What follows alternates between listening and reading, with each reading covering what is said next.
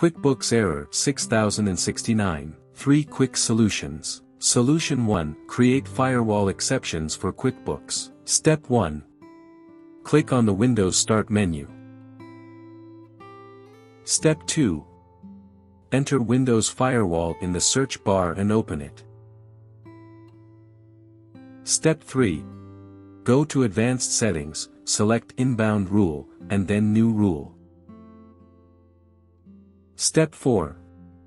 Now, select Program and then Next. Step 5.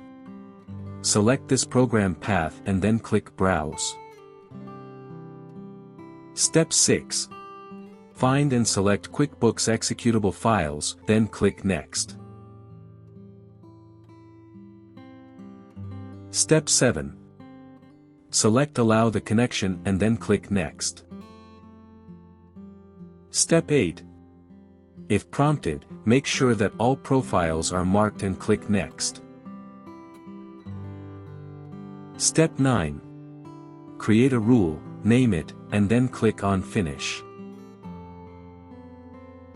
Step 10. Now, repeat the same steps for outbound rules. Solution 2. Verify QuickBooks Company File Extension. Step 1. Click on the Windows Start button and open File Explorer. Step 2. Navigate to the folder where your company files are located. Step 3.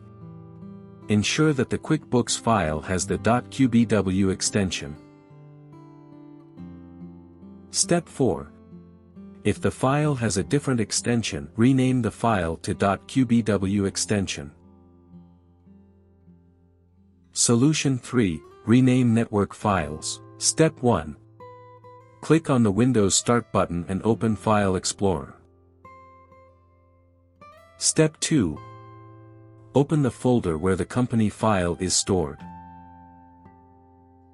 Step 3. Find the files with the same name as your company files but with .nd and .tlg files.